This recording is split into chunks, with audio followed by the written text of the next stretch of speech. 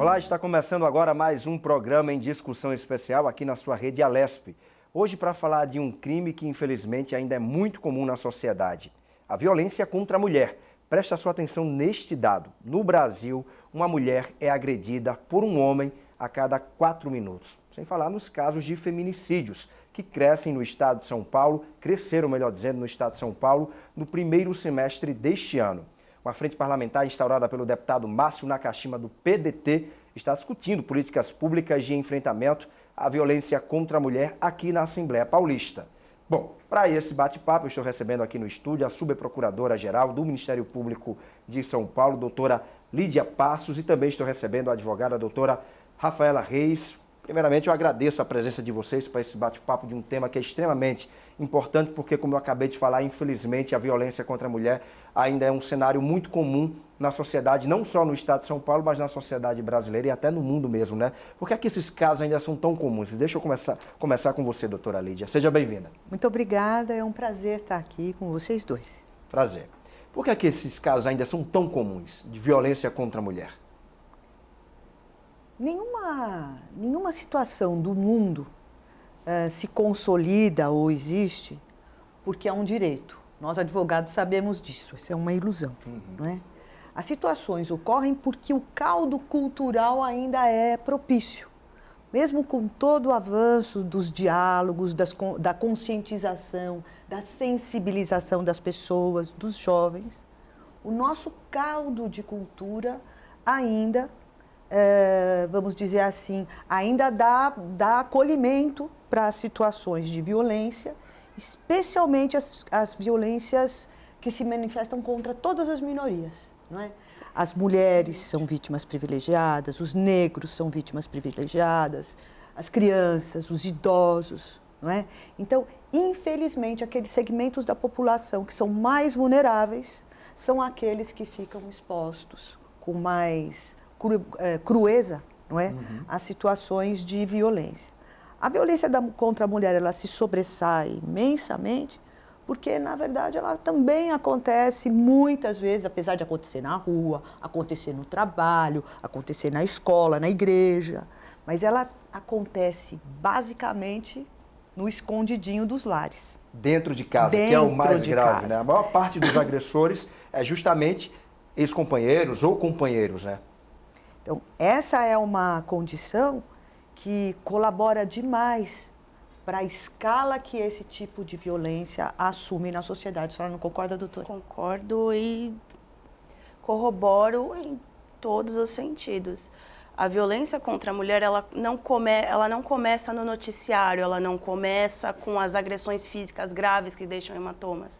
Ela vem desde a infância, com toda a estrutura familiar favorecendo pequenos tipos de violência que, no fim das contas, dão nisso.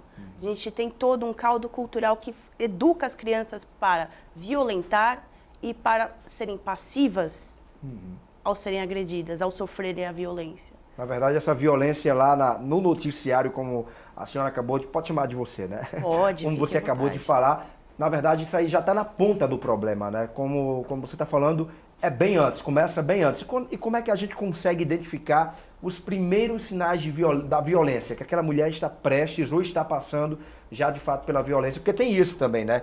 Muitas mulheres sofrem a violência e sequer se dão conta que estão sofrendo. Verdade. A gente precisa primeiro se perguntar por que esse comportamento está sendo direcionado a ela. Ele seria direcionado a outra pessoa que não fosse uma mulher, que não fosse uma mulher negra, que não fosse um homem negro, porque aí a gente também entra em uma série de outros tipos de violência. Sim. A gente sempre precisa se perguntar se a gente agiria da mesma forma se a gente estivesse conversando com outra pessoa. A gente mandaria aquela pessoa lavar a louça se ela não fosse a nossa mãe? A gente ficaria esperando que aquela pessoa lavasse as nossas roupas se não fosse a nossa esposa? Quando a gente entra na escola dos nossos filhos para pegá-los e a gente observa o ambiente escolar, o quadro de professores, a gente vê outros homens? A gente vê homens, a gente estranha se a gente vê homens. Quando a gente começa a se questionar nesses poréns, a gente se sente menos propenso a tratar mulheres como menos, a tirá-las de seu lugar de identidade, tirá-las de seus espaços conquistados e tentar forçá-las a um espaço onde a gente costuma naturalizá-las à força. No caso da violência doméstica, que é uma coisa um pouco mais afetiva, uma coisa que está mais no campo da família e do relacionamento. Quando a gente está num churrasco de família e a gente vê o pessoal, depois daquela cervejinha, tomando aquela cervejinha, comendo aquele churrasquinho, a gente vê que começam aquelas piadas de mulher não sabe dirigir, todo mundo dá risada. A gente teria esse tipo de comportamento de rir, de relativizar a violência, de achar que a violência é uma coisa recreativa, se estivéssemos falando de homens? Não.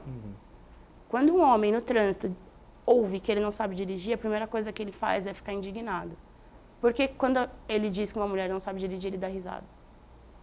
A gente precisa começar a pensar nessas coisas, porque no churrasco de família, a mulher que se irrita com o marido fazendo essa piada, vai daqui 2, 3 horas depois que eles forem para casa, levar um tapa na cara. Começa bem aí com essas cenas do cotidiano mesmo, quando a doutora Rafaela está trazendo, né, doutora Lídia? Acho que, vamos dizer assim, para nós termos um trato mais adequado e mais compreensível pelas pessoas dessa situação, a gente deve colocar as coisas com as suas as palavras adequadas, não é? Então, vamos dizer assim, quando a situação de violência acontece, seja dentro de casa ou na rua, e hoje em dia é muito comum, não é? Exibições públicas de situações ofensivas contra mulheres, não é?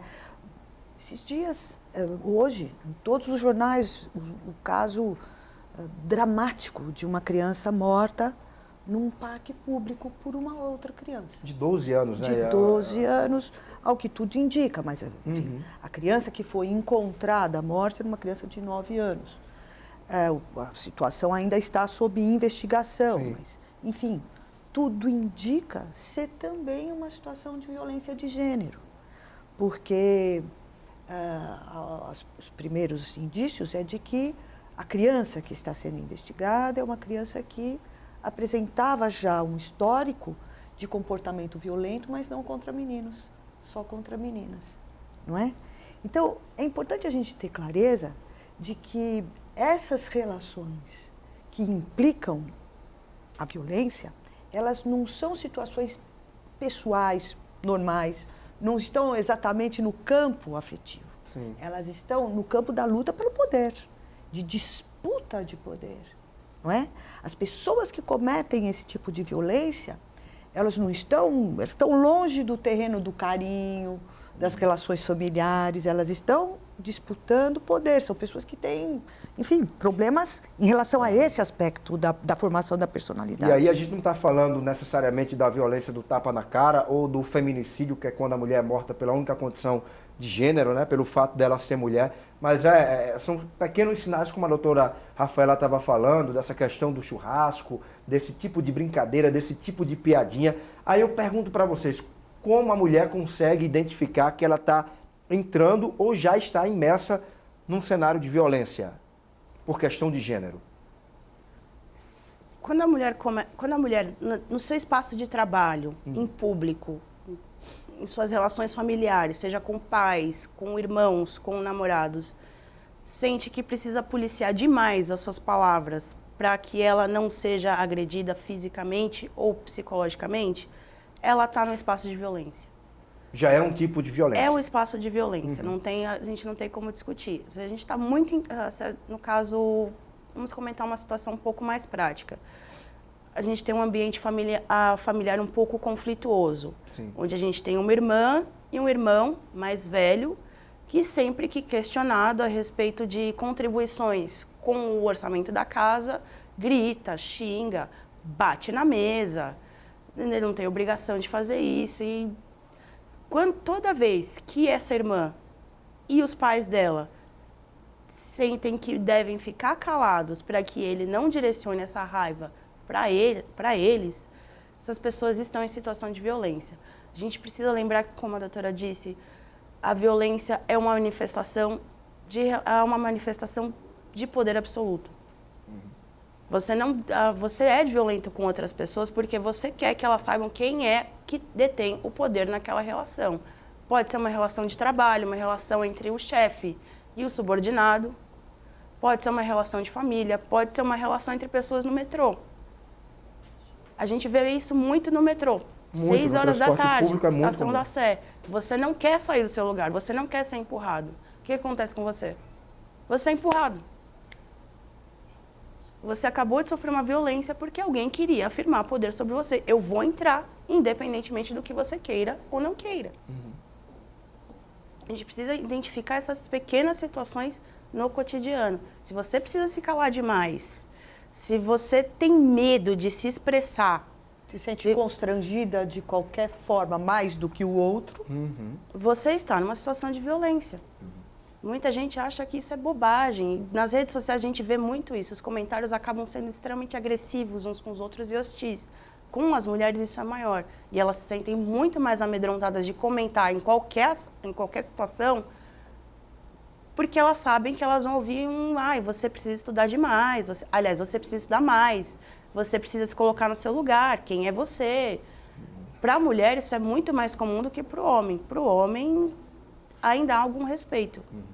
E isso são fatos que acontecem, que a sociedade julga que são casos pequenos, entre aspas, de violência contra a mulher, mas que, se são prolongados e vão caminhando, pode desencadear, por exemplo, no feminicídio. Aqui no estado de São Paulo, por exemplo, no primeiro trimestre deste ano, houve um crescimento nos casos de feminicídios de 76%. Só no mês de maio, que foi o mês recorde, bateu recorde em relação a mortes de mulheres pela questão do gênero, foram 18 mulheres assassinadas aqui no estado de São Paulo e muitas vezes o assassino é justamente o ex-companheiro. E aí eu quero entrar agora numa esfera da Lei Maria da Penha. Em agosto deste ano, a Lei Maria da Penha completou 13 anos de atuação.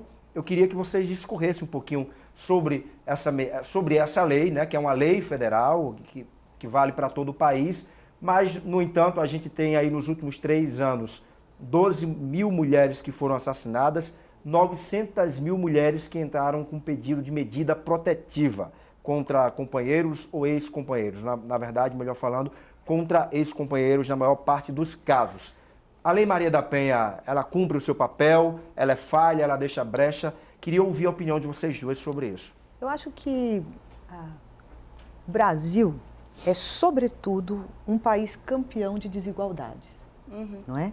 A desigualdade do tratamento em relação à mulher, que expressa uma forma de exclusão de um segmento da população, dos direitos que são reconhecidos para todos, né? Para a maioria, pelo menos.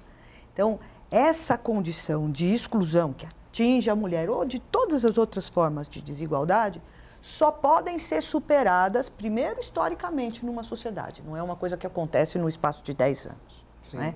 E, em segundo lugar, a situação de desigualdade ela só pode ser superada por políticas públicas. São as políticas públicas que equilibram as condições históricas do jogo. Então, a Lei Maria da Penha, na minha opinião, ela é, vamos dizer assim, a expressão legislativa de uma política pública que foi muito bem sucedida no nosso país. Porque num espaço de tempo que, se a gente pensar no tempo histórico, não é tão grande assim, ela contribuiu de forma muito clara, de forma muito efetiva para as mudanças de comportamento e de condições de compreensão das situações de violência que a mulher sempre esteve exposta. Prova disso é esse número extraordinário de medidas protetivas. 900 mil nos últimos 3 anos. Que são pedidas com base nessa legislação. A senhora concorda, doutora? Concordo em partes. Diga. Eu entendo que a gente precisa lembrar da história da Maria da Penha. Claro. A gente precisa lembrar que essa legislação não veio por livre e espontânea vontade. A gente precisa lembrar que o Estado brasileiro foi condenado a trazer essa legislação. E foi condenado a trazer a série de políticas públicas que fez até a legislação e depois dela. A gente precisa lembrar disso para entender como a violência contra a mulher está arraigada na história do Brasil. Sim. O Brasil não se manifestava sobre isso até ser condenado por um ente estrangeiro a fazê-lo. E ainda depois, ainda que tenha que tenha feito as pazes com esse pedaço histórico, ainda luta Muito. demais para saber como proceder com o seu presente e como levar isso para o futuro. Sim. A gente tem esse número recorde de medidas protetivas pedidas. Se a gente for olhar o deferimento dessas medidas protetivas, o número vai cair bastante. Ele vai cair muito, tristemente. E como é que ela funciona na prática, a medida protetiva? Ela é eficiente? Porque, assim, me assusta muito, em 3 anos, 12 mil mulheres serem assassinadas no Brasil. Isso é uma falha da lei? A lei não está sendo... Seria necessário que essa lei fosse reformulada ou seriam necessárias outras leis de proteção para a mulher em relação a essa questão da violência? Eu tenho a sensação de que não é só das leis que a gente pode depender nesse aí tipo é questão de educação. É mais do que de educação. Eu acho que as leis precisam vir acompanhadas de condições de implementação que possam contar com apoios multidisciplinares e com outras iniciativas, tanto por parte do Estado quanto por parte da sociedade civil organizada. Não vai ser só um papel, né, que vai resolver o problema. E nem só a polícia, digamos assim, não é? Então, é preciso que as medidas preventivas, que as condições de prevenção dos comportamentos violentos e vamos dizer assim, e também as condições mitigadoras dos prejuízos causados pelas situações de violência, por exemplo, o atendimento, o apoio, o acolhimento das vítimas de violência, acompanhamento psicossocial dessas situações. E hoje nós temos consciência, inclusive, da importância do acompanhamento tanto preventivo quanto pós-cometimento de crime em relação aos próprios agressores, não é? Que isto é vamos dizer assim, é isso que, de certo modo, denota o avanço institucional e histórico do país. Eu entendo perfeitamente o que a doutora Rafaela falou. É uma lei que surgiu de uma situação extremamente negativa, né? Mas toda disputa pelo poder nunca é fruto, né? Ela nunca se resolve porque alguém resolveu ceder. Sempre é uma conquista, né, doutora Rafaela? Nós, mulheres, não estamos liberadas da necessidade da luta pelas nossas conquistas. Agora, sobretudo, uma cultura, os esforços coletivos, assim, sociais, para se construir uma cultura de paz que envolva homens e mulheres, crianças e idosos, não é? Todas as etnias. Essa cultura de paz, eu acho que é o nosso objetivo de conquista hoje, não sei. E estamos muito longe disso, doutora Rafaela? Nós estamos caminhando para lá, não a passos largos e não numa velocidade que a sociedade precisa e gostaria, mas estamos indo. A própria Lei da Maria da Penha, ela tem toda uma abordagem multidisciplinar que hoje não é olhada. A gente olha muito para a polícia, a gente olha muito para a justiça criminal, mas a gente esquece que existe também uma responsabilidade do empregador de garantir a segurança daquela mulher. A gente esquece que tem essa previsão de afastamento dela do trabalho. E que até hoje ninguém sabe se esse afastamento deve ser pago pelo empregador ou pelo INSS. Isso acontece na prática? Na prática, a gente precisa trabalhar demais com a justiça criminal e com os setores de atendimento multidisciplinar para que ela consiga esse amparo do empregador. A gente precisa forçar o empregador a fazer isso. Ele não faz de boa vontade, de livre e espontânea vontade, mesmo sabendo que está na lei que ele precisa fazer. A gente não pode depender, como ela mesma disse, a gente não pode depender tanto do pedaço de papel. A gente precisa ter mais consciência do trabalho que a gente tem enquanto indivíduos transformadores, enquanto força motriz dessa chamada sociedade, de mudar isso. A gente precisa ter um pouquinho mais de consciência no que a gente faz nas políticas públicas, porque não é só esperar o Estado vir. As políticas públicas também vêm como agentes transformadores, como conscientizadores. A gente precisa levar o que elas trazem para casa, para o trabalho, para a escola, para a faculdade, para todos os espaços. A gente precisa fazer isso. Não é uma coisa que a gente possa só ficar olhando para o Estado fazer. A gente precisa ter consciência que a gente precisa fazer e a gente precisa aprofundar os mecanismos multidisciplinares que a Lei da Maria da Penha tem. A mulher deve, de fato, confiar na lei, deve denunciar. Ainda é um grande tabu também, um grande problema. A mulher que é vítima dessa violência, muitas, quase que diariamente, submetem àquela situação e não denunciam os seus agressores. Qual é o suporte que o Estado... Eu acho que hoje o Estado, vamos dizer assim, não só o Estado, mas esse conjunto, né, que é a sociedade, vamos dizer assim, já dispõe de muitos mecanismos de denúncia, de incentivo às denúncias e de apoio às situações que se consolidaram a partir da prática da violência. Então, é importante que as pessoas, que as famílias, que as mulheres, que os parentes dessas mulheres, não é? Porque não precisa ser só a vítima, outras pessoas que estão ali naquele entorno, que convivem com aquela família, podem colaborar denunciando e exigindo providências das autoridades em relação às situações de prática de violência. A denúncia de um familiar, por exemplo, tem esse peso? Tem o peso de atestar e de ser lançada uma medida protetiva, independentemente da vítima em si ter procurado ou não essa ajuda. Precisamente tem. Desde que seja constatada, não é? Naturalmente. Sim, claro, as situações, um parente pode perfeitamente tomar essa iniciativa. Porque muitas vezes a vítima está numa situação de vulnerabilidade tal que ela não consegue fazer a denúncia, não é?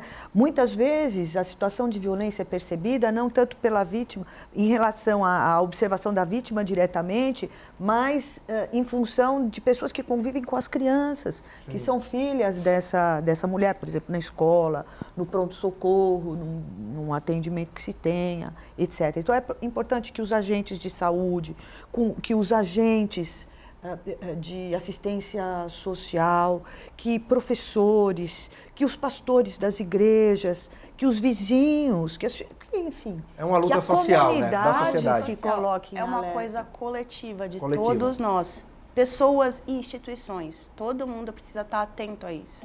Até porque é um tipo de crime covarde e que atinge não só a mulher. Ele atinge a sociedade como um todo. A partir do momento que um ex-companheiro vai lá e mata uma mãe e deixa uma criança, é um problema que se gera numa família, numa sociedade inteira. Você choca a mente daquela criança, é o avô que vai ter que tomar de conta. Então, quer dizer, não é um crime, vamos dizer assim, localizado também. É um crime social. Vocês enxergam dessa maneira? Ele deixa muitas vítimas e flagela todos nós. Sim. Sim. A criança que morre, ela pode não ficar com o avô, ela pode ter que entrar para o sistema. Ela tem toda essa ruptura, ela vai ficar sem família, vai ficar sem nada. E aquela cena do pai matando a mãe vai ficar gravada nela para o resto da vida. Ela pode repetir isso. Essa criança pode crescer, se tornar um adulto violento e praticar o feminicídio na frente do filho dele. É um ciclo sem fim. Pode gerar um efeito dominó, né? Totalmente. E aí, a doutora Lídia estava falando anteriormente da importância das políticas públicas. Hoje a gente ia receber aqui também o deputado Márcio Nakashima, do PDT, que tem uma frente parlamentar que discute justamente essa questão da violência contra a mulher. Por uma questão de agenda, o deputado não pôde comparecer, mas avisou a gente previamente. Mas a senhora, inclusive, participou da audiência de lançamento. A frente foi lançada no dia 14 de agosto aqui na Assembleia. E eu queria que, especificamente a senhora que esteve aqui participando, junto com o secretário de Justiça também, doutora Lídia, falasse um pouquinho sobre a importância, né, de ter um deputado encabeçando essa luta dentro do maior parlamento do país de um assunto que é tão atual e tão necessário ser discutido e ser buscado novas medidas, novas políticas públicas para, de fato, combater a violência contra a mulher.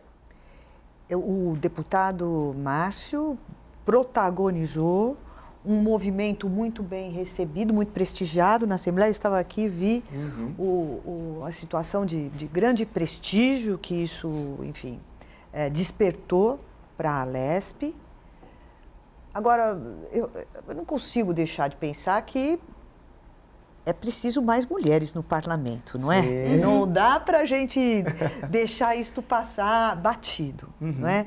Estávamos aqui um pouquinho antes do início desse nosso bate-papo aqui, comentando exatamente dessa grande diferença que persiste entre a representação masculina e a representação feminina nos parlamentos, não é? Em todo o país. Em todo o país. E a representação feminina, aí eu digo lato sensu, porque é uma representação que, na verdade, fala de todas as minorias e todas aquelas representações de gênero que estão faltando, né, doutora Rafaela? Ó, por exemplo, só para deixar isso como muito claro em estatística, salvo engano, a única governadora eleita no último pleito, né, só teve uma no Brasil inteiro, que foi do Rio Grande do Norte, né, a Fátima Bezerra do PT. O resto dos outros governadores de todos os estados do país e o Distrito Federal, homens. Então isso corrobora e mostra na prática, né, em estatística, em número mesmo, que ainda falta muita participação da mulher dentro da política. E essa frente parlamentar também está sendo lançada na Assembleia do Amapá. Lá é uma mulher, é uma deputada que coordena essa frente, mas ela mesma, conversando comigo em uma outra ocasião aqui na Assembleia, falou, né, disse, fica até surpresa de ver que é um homem que está tomando a frente para se debater um assunto que é tão voltado para a violência contra a mulher. Mas que bom que o deputado teve essa iniciativa, mas, de fato, ainda falta muita presença da mulher dentro dos parlamentos brasileiros. O deputado Márcio tem um histórico bastante respeitável de atuação, de militância em questões... É uma bandeira dele. É uma bandeira. Traumático, inclusive. Traumático, inclusive. Eu acredito que seja importante que ele esteja à frente disso. É uma pauta essencialmente feminina? É, mas é importante para mostrar que a gente precisa desse diálogo. E se um homem que foi criado numa família bastante tradicional, uma família que tem uma distribuição de papel de gênero bastante rígida, consegue entender que este é um problema sistêmico e que depende de todos nós, das pequenas coisas até as coisas grandiosas, mudar esse quadro. Por que os outros não podem? Se ele está aqui fazendo isso, está liderando essa frente, junto com outras mulheres e tentando trazer as diferentes representações femininas dentro da pauta dele para mostrar que a gente tem uma diversidade enorme de pautas a serem tratadas dentro da violência contra a mulher. Se ele está aqui fazendo isso, por que outros homens não podem levar essas discussões para os seus lares, para seus trabalhos? Sim. Por quê? É uma coisa que a gente precisa questionar. O diálogo está aberto. Muita gente diz que não há diálogo porque só mulher pode falar disso. Elas não querem que não... Não. Tem um deputado aqui, um deputado estadual, provando que esse ponto não existe. A linha está aberta. E como a gente estava falando anteriormente, que é um problema social, não é um problema de gênero. É um problema de gênero a partir do momento que a mulher... pela sua condição de ser mulher, acaba sendo a vítima da vez, né? Vista de uma forma mais frágil, mas, além de ser um problema de gênero, é, sobretudo, um problema social, né? A senhora é subprocuradora-geral do Ministério Público de São Paulo, e como é que é tratado esse tema da violência contra a mulher dentro do Ministério Público hoje? Qual é o trabalho feito pelo MP de São Paulo em relação a essa temática, doutora Lídia? O Ministério Público de São Paulo é uma instituição muito exposta às consequências das situações de violência, não é? É um endereço muito conhecido das pessoas que são vitimizadas sob vários aspectos, né? Tanto do ponto de vista do atendimento policial, das providências policiais de natureza criminal que devem ser tomadas, como também nas nossas áreas de defesa de direitos sociais, de enfrentamento. Nós temos estratégias especiais para enfrentamento desse problema grave que é a violência doméstica. Os GVIDs, que são os grupos especiais de combate à violência doméstica, são núcleos de atuação especializada, compostos por promotores, que trabalham especificamente com um olhar específico para essas situações. Nós temos também o nosso núcleo de gênero interno, que lida, mesmo do ponto de vista corporativo, interno do próprio Ministério Público, com políticas que vamos dizer assim, que incentivem, não é, boas práticas nas áreas, nesse tema de convivência de gêneros, não é? As promotoras e os promotores do Ministério Público de São Paulo têm vários programas importantes, bem-sucedidos, de apoio à vítima, de conscientização dos agressores, não é isso? Desenvolvidos com o próprio Tribunal de Justiça. A senhora agora tocou num ponto importante, que é fundamental. A gente está sempre tratando aqui da vítima, mas é importante também ter um olhar voltado para o agressor, para que ele não volte a repetir a agressão ou tornar aquela agressão pior. Para o agressor e suas circunstâncias. Sim, sim. Para que ele não volte a repetir, para que a gente possa entender quais são as condições sociais que acabam degenerando, Qual não a origem é? do Essas problema. condições que, enfim. Essas iniciativas são iniciativas importantíssimas, mas elas, inclusive, não diferem das iniciativas da sociedade civil organizada. O AB tem importantes iniciativas nesse sentido, não é? Até a doutora Rafaela poderia dizer sobre a isso. doutora Rafaela, ela é advogada e ela é membro aí da comissão da Mulher Advogada da OAB de São Paulo, né? Isso. E dentro dessa comissão, qual é o trabalho que vocês fazem em relação a esse tema, doutora Rafaela? Bom, a gente, no caso, tem uma série de políticas educativas para demonstrar para as pessoas quais as pequenas e grandes formas de violência de gênero. Também temos, em conjunto com a Comissão de Igualdade Racial, alguns programas para mostrar o que é racismo, o que é injúria racial, como essas coisas se estruturam na sociedade para formalizar esses cenários de desigualdade. Com essa série de programas, a gente busca mostrar para as pessoas que não existem bandidões. O agressor não é uma maçã podre na sociedade, é só remover que dá certo. Não. Ele é fruto de uma estrutura. Sim. Tem toda uma estrutura que favorece aquela pessoa para que ela seja assim. Favorece, estimula e até instiga ela a ser assim. A gente precisa entender e mostrar para as pessoas que não tem como... A gente precisa trabalhar nos aspectos sociais para mostrar que a gente precisa entender, antes de punir, antes de julgar, a gente precisa entender o que levou o outro a desumanizar tanto assim a pessoa a ponto de cometer esse tipo de atrocidade. Só assim a gente consegue reconstruir a nossa sociedade. A gente precisa se ressocializar e se reeducar. E a gente só vai conseguir fazendo isso dialogando com a sociedade.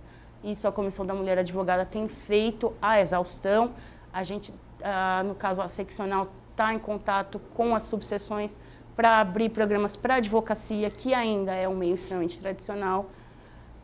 A doutora trabalha no Ministério Público, sabe que a gente precisa desses programas de boas práticas, porque internamente ainda temos uma cultura extremamente tradicional que não compreende muito bem essas pequenas mudanças no cenário. Então, a gente precisa conscientizar as pessoas, precisa capacitá-las para que elas atuem melhor em âmbito judicial, em âmbito institucional. A gente precisa dialogar melhor para que a gente consiga fazer várias frentes unidas para conseguir transformar esse cenário. Acredito que a gente esteja chegando lá. Tem muitos programas que a OAB tem e que o Ministério Público tem, que também o Tribunal de Justiça do Estado de São Paulo tem, que se encontram, se convergem e conseguem transformar muitas coisas em muitas comunidades. Maravilha. Acho que a gente consegue bem indo nesse aspecto. Agora, um aspecto assim, importante que eu gostaria de comentar, que é uma experiência no Ministério Público de São Paulo, é que, por exemplo, a partir da nossa experiência com as promotorias comunitárias. Promotorias comunitárias são estruturas informais que o próprio Ministério Público monta com promotores de justiça em comunidades mais afastadas ou desassistidas por alguma... de uma forma especial, né, que são desassistidas de uma forma especial, desassistidas pelo Estado, de serviços estatais, de serviços públicos. E essas promotorias comunitárias, elas têm uma atuação informal, mas o objetivo principal delas é estimular a autonomia das próprias comunidades. Quando fazemos isso, e são experiências muito bem-sucedidas, eu sempre tenho assim, uma admiração muito grande não só pelos promotores, mas por todos os profissionais que se unem em torno dessas promotorias comunitárias para prestar esse tipo de serviço. O que se percebe quando se chega a essas regiões é que os jovens, meninas, meninos, negros, com deficiências pessoais de toda a ordem. O que se desenvolve ali é um exercício de tolerância, de convivência. É uma dimensão de respeito cívico, não é? Que precisa ser resgatada na sociedade como um todo, e não só nas comunidades desassistidas que ficam ali muito longe, sabe? E essa dimensão de tolerância cívica talvez fizesse diferença nas nossas viagens de metrô, não é? Na fila do ônibus, sei lá, na padaria. No dia a dia, né? No dia a dia, não é? Em todos os lugares em que a gente está e que não escolhe bairros. Nós somos, às vezes, não civilizados em todos os bairros. A doutora acabou de me fazer lembrar do projeto das promotorias legais populares, que é da seccional em parceria com outras instituições. É um projeto bem bacana que leva a conscientização, ensina mulheres em suas comunidades a lidar com a lei, conscientizar sobre direitos, prerrogativas condicionais e a existência ou inexistência de leis, para que elas consigam dialogar com as pessoas e espalhar cada vez mais as boas práticas.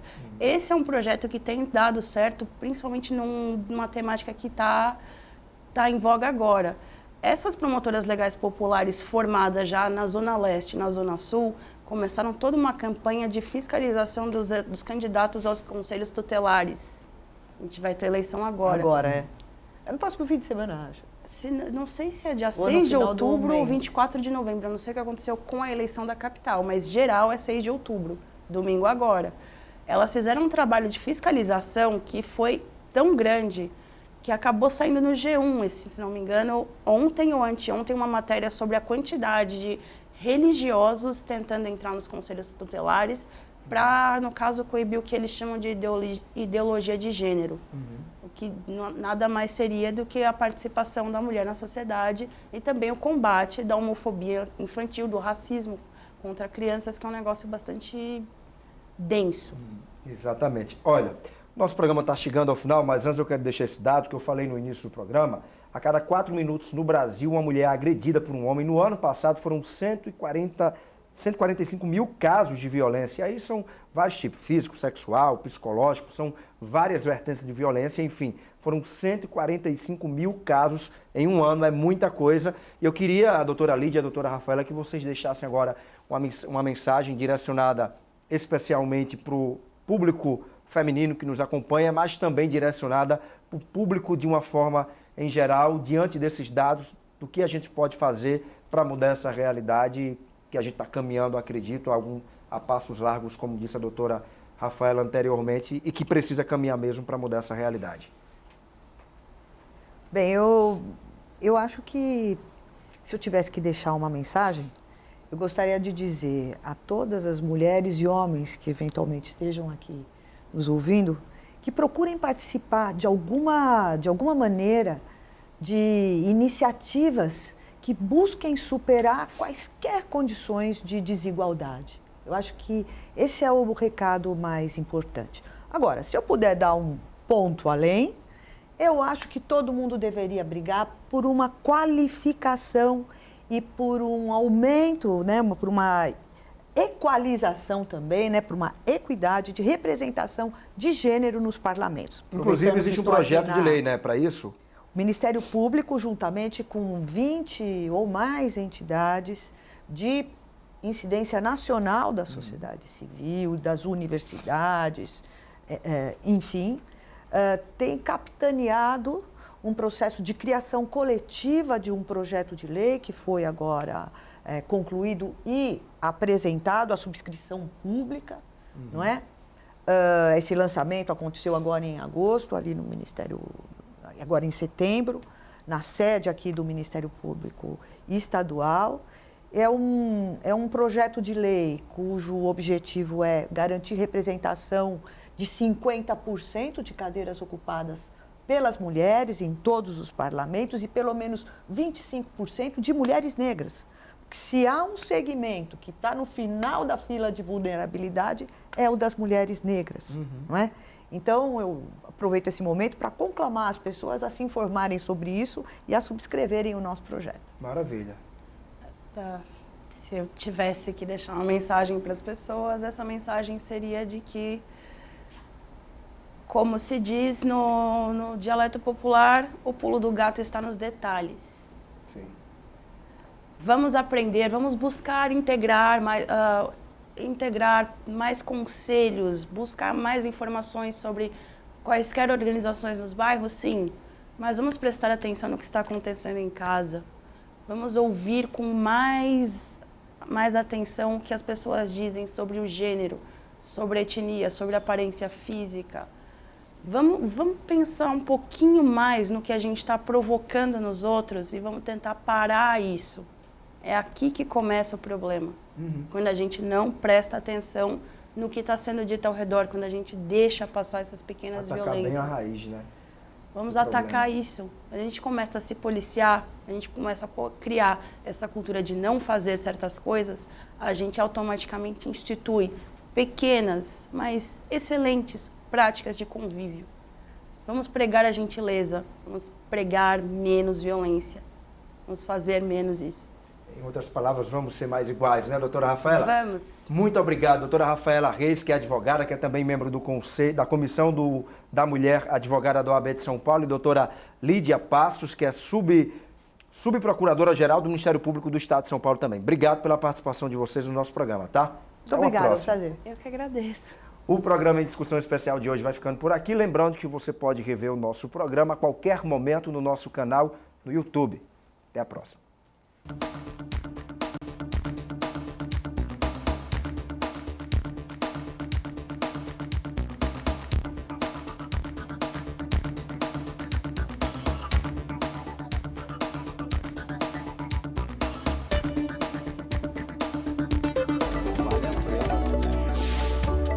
Participação.